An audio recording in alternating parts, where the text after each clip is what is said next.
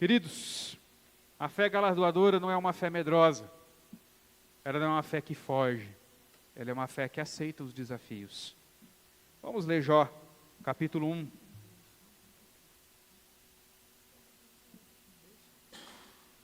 Jó, capítulo 1, do verso 13 ao verso 22.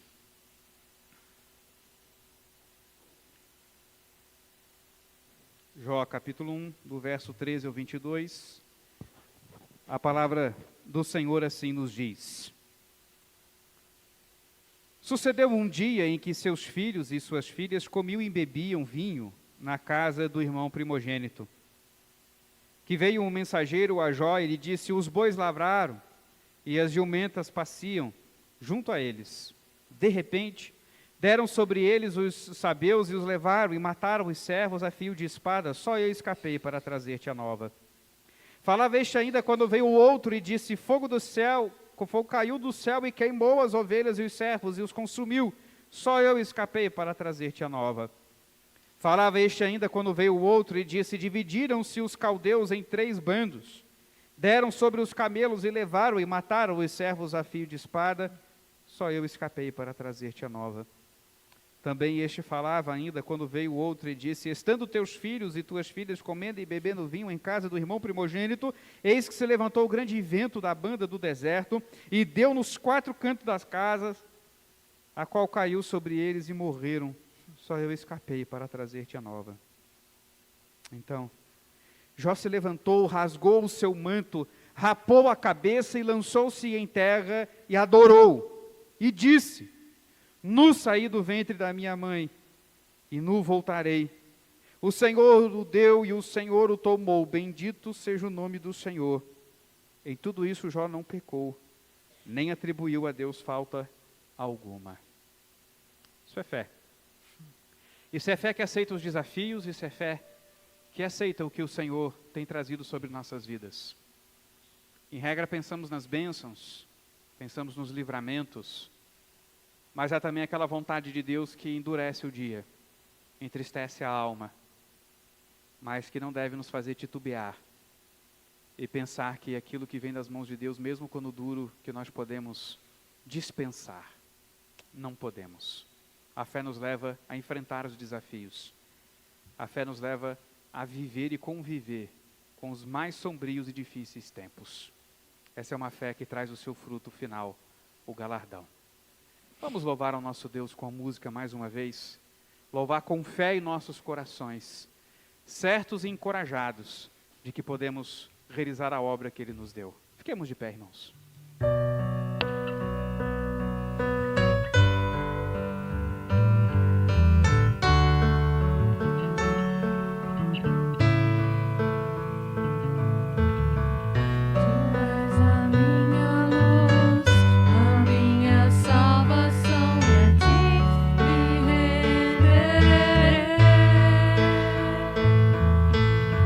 Se ao teu lado estou, seguro em tua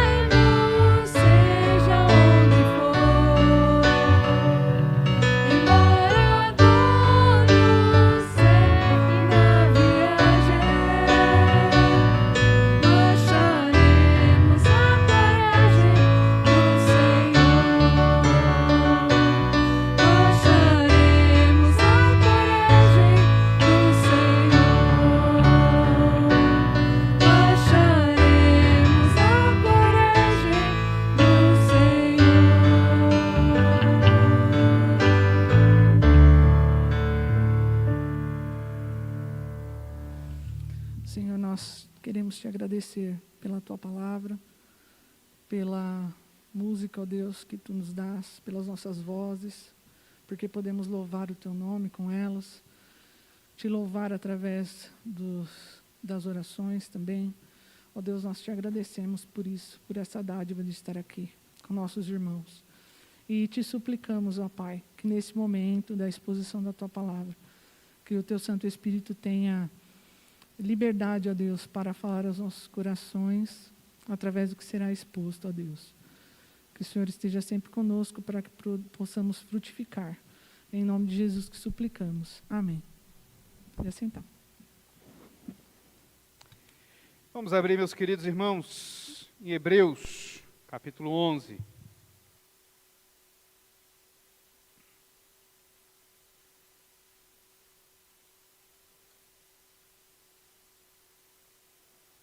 Vamos abrir a partir do verso 23.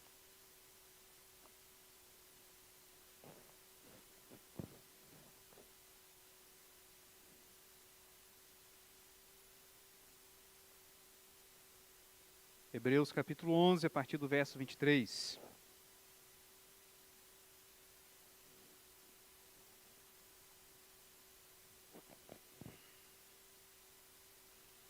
A palavra de Deus nos diz assim: pela fé, Moisés, apenas nascido, foi ocultado por seus pais durante 3 meses, porque viram que a criança era formosa. Também não ficaram amedrontados pelo decreto do rei. Pela fé, Moisés, quando já homem, feito, recusou ser chamado de filho da filha do faraó, preferindo ser maltratado junto com o povo de Deus, a usufruir prazeres transitórios do pecado. Porquanto considerou o opróbrio de Cristo por maiores riquezas do que os tesouros do Egito, porque contemplava o galardão. Pela fé, ele abandonou o Egito, não ficando amedrontado com a cólera do rei, antes permaneceu firme, como quem vê aquele que é invisível. Pela fé celebrou a Páscoa e o derramamento do sangue, para que o exterminador não tocasse nos primogênitos dos israelitas. Pela fé atravessaram o Mar Vermelho como por terra seca. Tentando os egípcios, foram tragados de tudo. Fé é uma das questões mais complicadas de se explicar na Escritura. Porque fé é um termo extremamente elástico na Bíblia. A gente vai encontrar textos que às vezes fé se refere ao conteúdo, aquilo que nós cremos. Seria a nossa doutrina. Por exemplo, a fé presbiteriana. Você pode abrir Confissão de Fé de Westminster e entender quais são as nossas doutrinas no que nós cremos pela confissão de fé. Por outras vezes, a fé está mais associada aos afetos.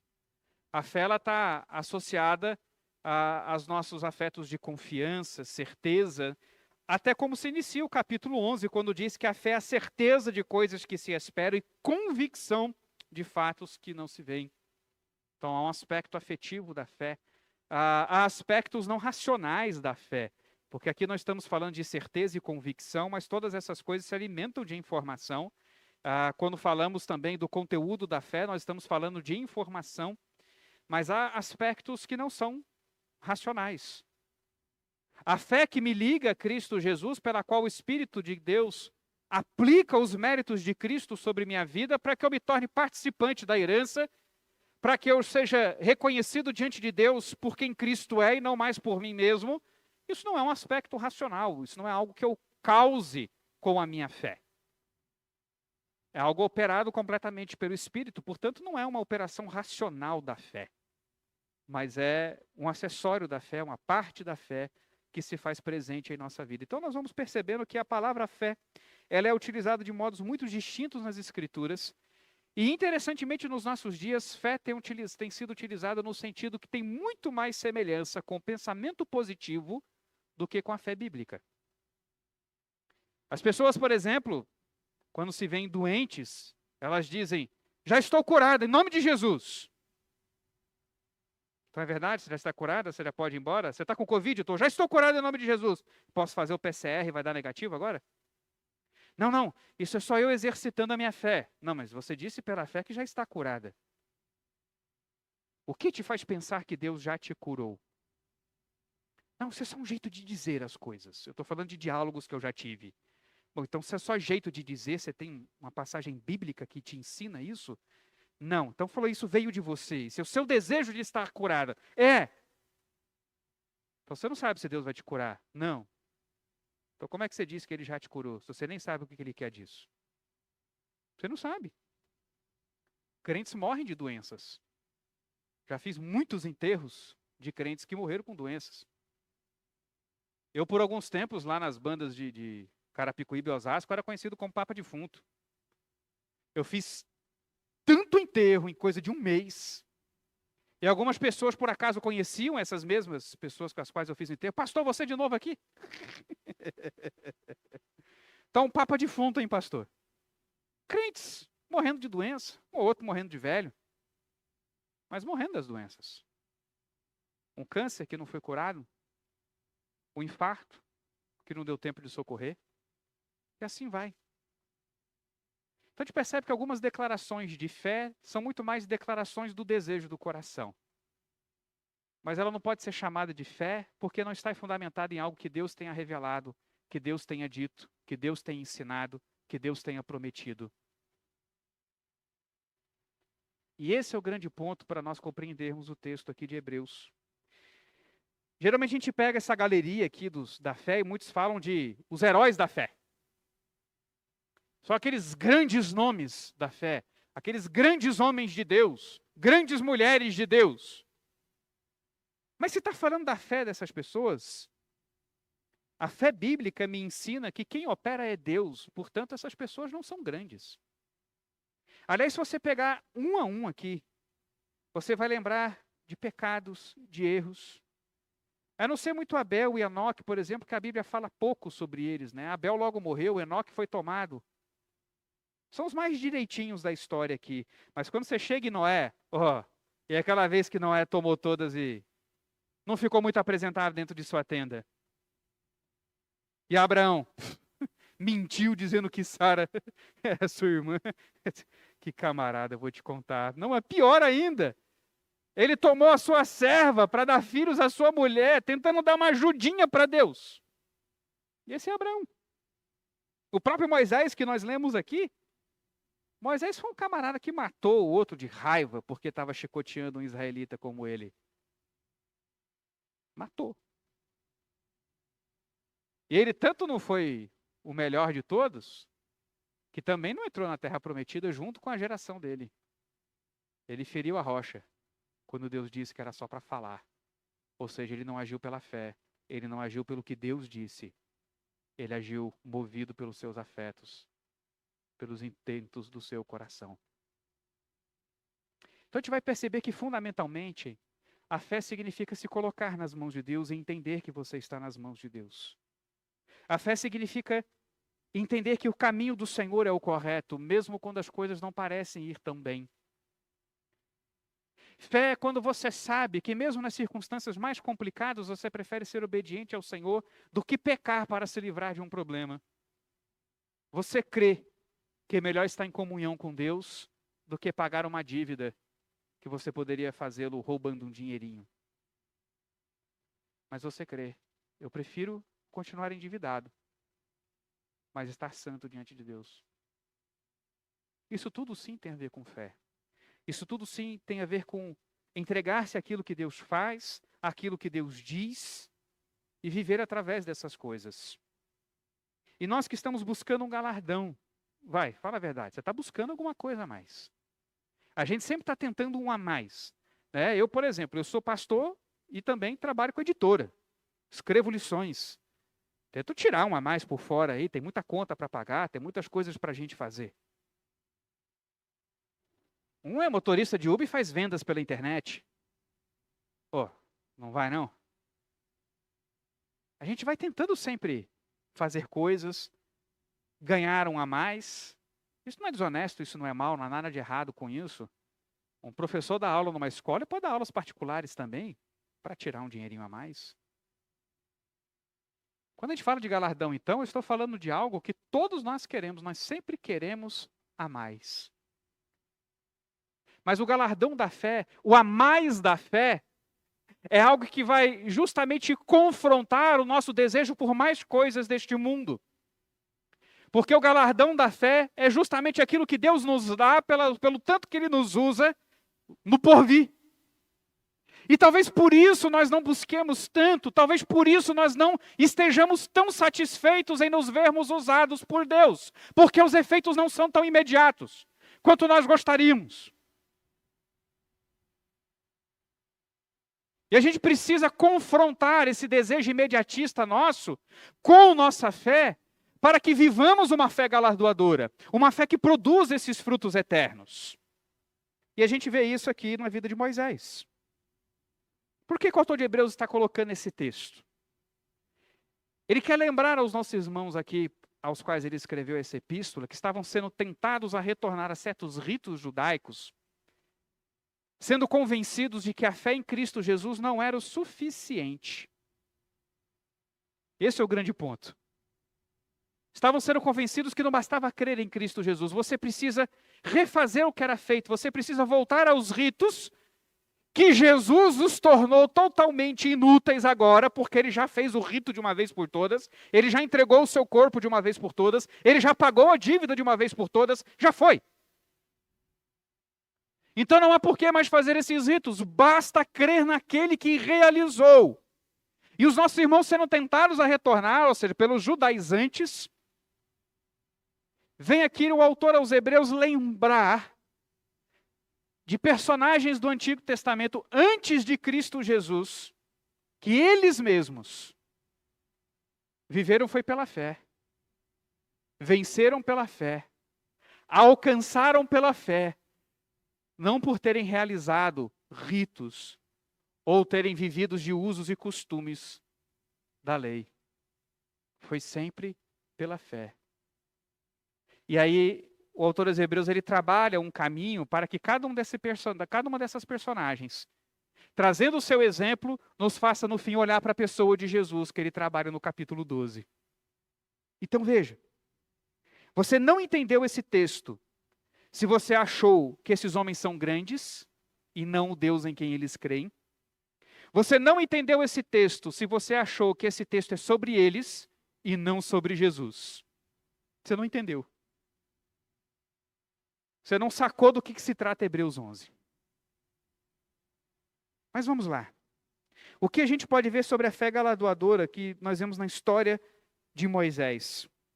Primeiro, ela confia no Senhor. Ela confia no Senhor. Pela fé, Moisés, apenas nascido, foi ocultado por seus pais durante 3 meses, porque viram que a criança era formosa. Também não ficaram amedrontados pelo decreto do rei.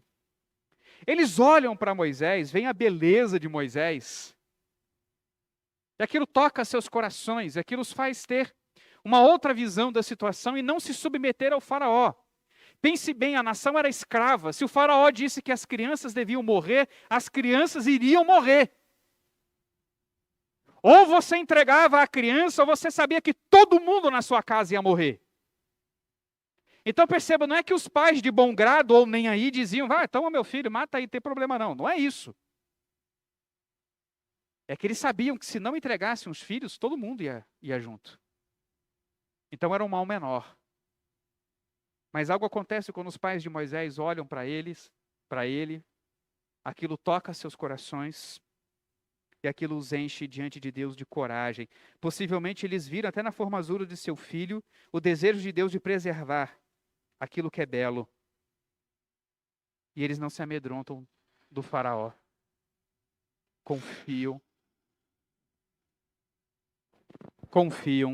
no Senhor. E é interessante como isso trouxe um fruto. Como essa fé galardoadora trouxe um fruto não só no porvir, porque Joquebede, mãe de Moisés, se torna aquela que vai amamentá-lo. Quando a filha do faraó encontra Moisés no rio Nilo, o toma para si, porque veja, por que Moisés era bonito? Por que Moisés era bonito? Porque sendo tão belo, Quando a filha do faraó vê, também não resiste. Também não resiste.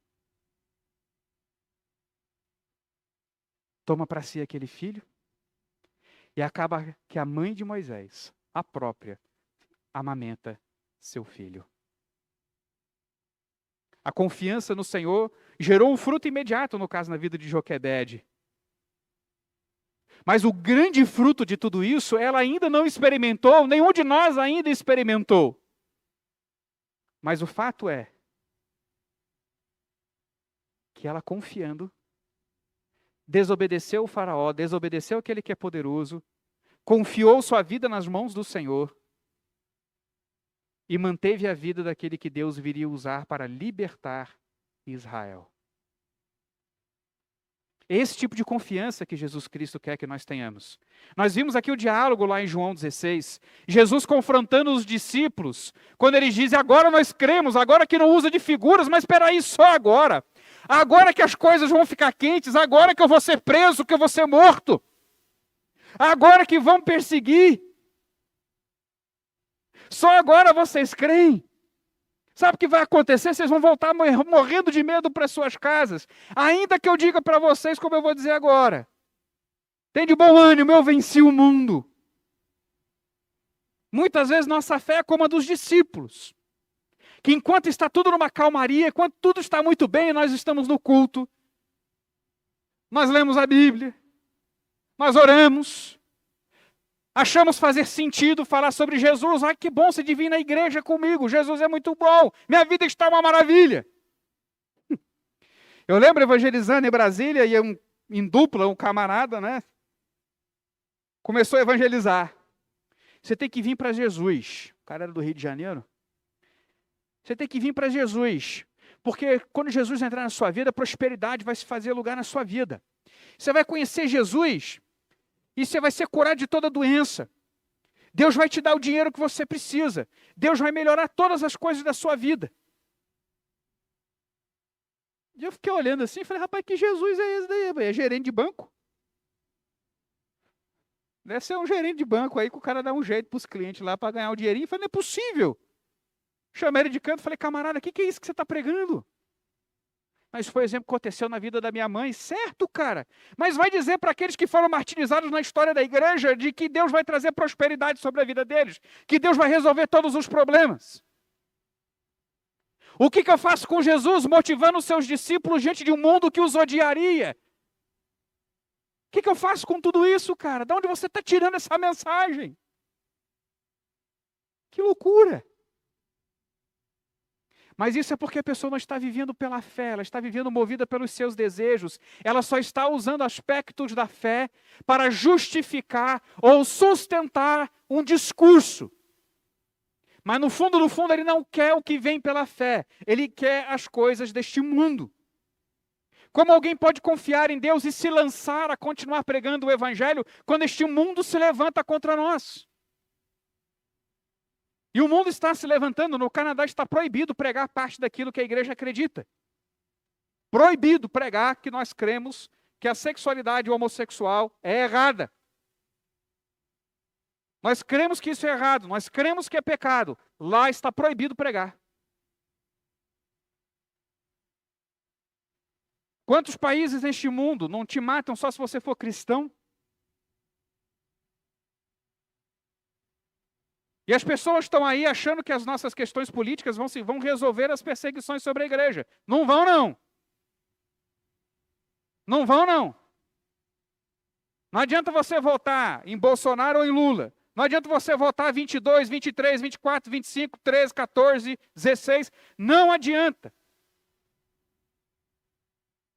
A palavra de Deus prometeu que este mundo nos perseguiria. Se este mundo não se perseguir, a palavra de Deus se torna mentira. Então não pense você que com as armas deste mundo você vai vencer. Não vai. Você só vai ser parte deste mundo. Creia em Cristo, tenha paz no seu coração. Eu venci o mundo. Tenha paz no seu coração.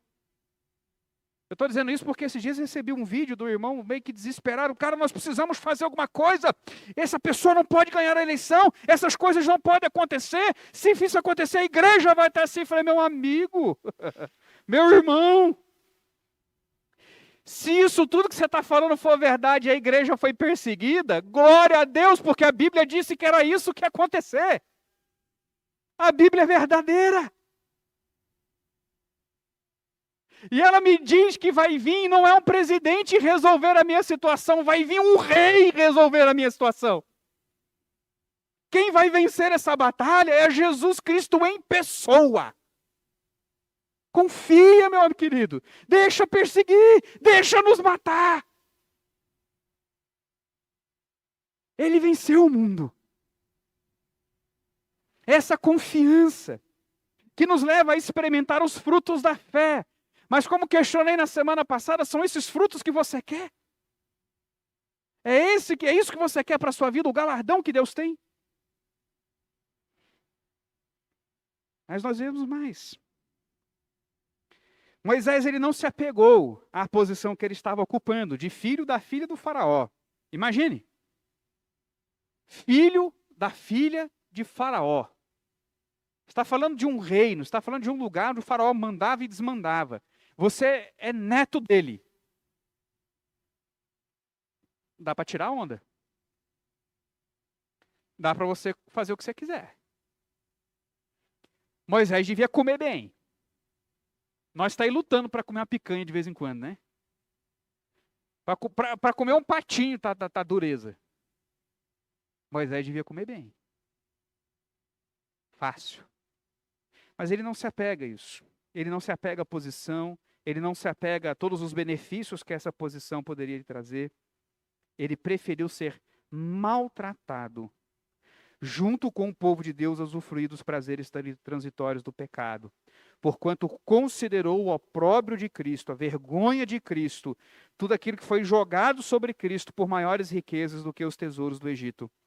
É claro que Moisés não tinha uma ideia nítida de Jesus. É claro que Moisés não sabia que ele mesmo era um tipo de Jesus. Algo que apontava para a pessoa de Jesus. Ele não tinha essa clareza. Mas a questão é que Moisés preferiu viver aquelas mesmas coisas que o colocava lado a lado com Jesus. Aquelas coisas que Jesus resolveu tomar para si, estando ele na sua glória eterna. Ele prefere encarnar e tomar sobre si a humilhação. Então ele está dizendo que o que Moisés fez é como Jesus fez. A fé nos conduz a viver como Jesus. Se necessário for abrir mão de coisas, nós abrimos mão. Se necessário for encararmos as coisas e mudarmos o modo como valorizamos as coisas, nós mudamos a ordem de valores da nossa vida. Então ele deixou de lado toda aquela glória, tudo que ele podia usufruir, pela posição que ele ocupava sendo filho da filha de Faraó, e preferiu ser maltratado. Quantas vezes nós deixamos de pregar o evangelho só para recebermos um tapinha nas costas de um chefe incrédulo? Quantas vezes? Quantas vezes a gente não quer a aceitação de um grupinho de amigos incrédulos e não conta aquela piadinha que não deveria contar? Veja como a gente se vende fácil. Mas quando vivemos pela fé, eu creio que eu não preciso da aceitação desse mundo. Eu creio que eu não preciso dos benefícios deste mundo. Eu creio que todas as mazelas, que como as que recaíram sobre Cristo Jesus, se recaírem sobre mim, serão melhores do que os prazeres deste mundo, porque ao fim eu vou experimentar a realidade de que nem todo sofrimento deste mundo se compara com a glória do porvir. A fé galardoadora mira o que é eterno. Você vive de olho no que é eterno? Pare para pensar. Quando você se mede como ser humano, você se mede pelo seu caráter ou pela sua posição? Quando você vai pensar se você é um homem de sucesso, uma mulher de sucesso, você se mede pela posição que você ocupa na sua profissão, pelo tamanho do seu salário?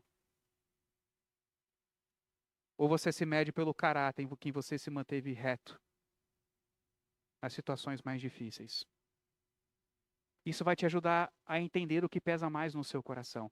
Isso vai te ajudar a entender se você deseja os benefícios que a fé galardoadora trazem, as coisas eternas, ou se você se mede, se você entende a vida, se você mede a realidade pelas coisas presentes do aqui e agora. Você está entendendo? Moisés preferiu ser reconhecido como israelita, era um povo escravo, do que ser reconhecido como filho da filha do faraó. Não é essa posiçãozinha que você ocupa, não.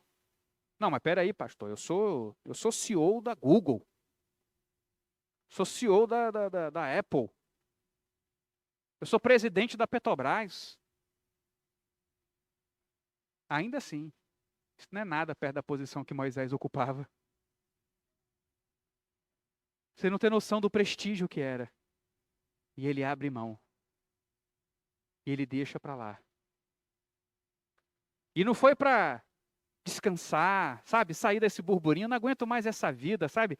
Todo aquele movimento da corte lá, junto do faraó, aquilo estava me cansando, sabe? Estava ficando doente. Eu peguei uma casinha ali à beira do rio Nilo e fiquei lá descansando. Não, não, não. Ele foi para ser reconhecido como seu povo, como um escravo. Ele preferiu ficar do lado daqueles que eram perseguidos. Você só pode ter coragem de fazer isso se verdadeiramente aquilo que foi eterno é aquilo que ocupa o teu coração. Se você se negar e tomar a sua cruz, como nós lemos Jesus falando, isso só fará sentido para você, só estará na sua vida. Se você realmente entender do que adianta ganhar o mundo e perder a alma. O que adianta? Se isso for verdadeiro para você. Mas a pergunta é, você crê em salvação? Você crê em vida eterna? Você crê em Cristo Jesus? Você crê na palavra de Deus? Você crê na aliança em Cristo Jesus? E que por ela podemos ser salvos? Esse é o ponto. Por isso ele prefere aquilo que o próprio Cristo preferiu também, ao invés de ficar preso na sua glória, ao invés de tomar em consideração o fato de ser como Deus, Jesus Cristo tomou sobre si as nossas limitações, a nossa pequenez e veio ser reconhecido em figura humana. Por isso que Moisés é comparado ao que Cristo fez. Mas pela fé ele abandonou o Egito, não ficando amedrontado com a cólera do rei, antes permaneceu firme como quem vê aquele que é invisível. Pela fé celebrou a Páscoa e o derramamento do sangue, para que o exterminador não tocasse nos primogênitos dos israelitas. Pela fé atravessaram o Mar Vermelho como por terra seca, tentando os egípcios, foram tragados de todo. A fé galardoadora nos leva a enfrentar os desafios. Se você crê em Cristo, você aceita o desafio de ficar sozinho, porque você não se vende. Você aceita ser rejeitado, porque você não concorda com certas ideias. Você aceita ser preso e perder até a cabeça, mas você não aceita negar o seu Senhor. Você aceita os desafios. Você aceita que Deus é o Senhor da sua vida e que se Ele te dá e depois tira, que Ele seja bendito por isso, como Jó. Porque a fé nos desafia. A fé nos desafia quando nós estamos nos piores momentos do nosso dia a dia. A fé nos desafia quando nós sofremos uma depressão que nos faz perder qualquer ânimo para qualquer coisa na vida. E a fé nos desafia a enfrentarmos isso com a verdade do Evangelho. Que não há nada melhor do que a salvação em Cristo Jesus. Que as minhas sensações podem estar me fazendo pensar que o mundo não serve, de que a vida não presta, de que o Senhor é um mentiroso. Mas a verdade da palavra me convence de que tudo isso é mentira. E de que o que eu sinto não é a realidade. Porque a realidade é que o meu Redentor aceitou o seu papel, morreu por mim, ressuscitou, vivo está e vai voltar. Pela fé eu creio nessa verdade, como Moisés.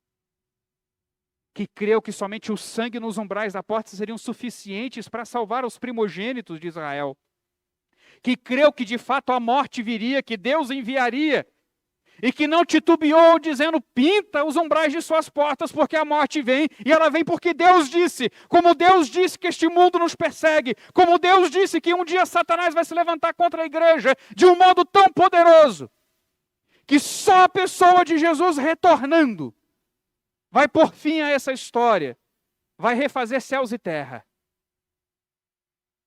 Você crê? Se você crê, então aceite os desafios da fé. Se você crê, aceite quando os dias são duros.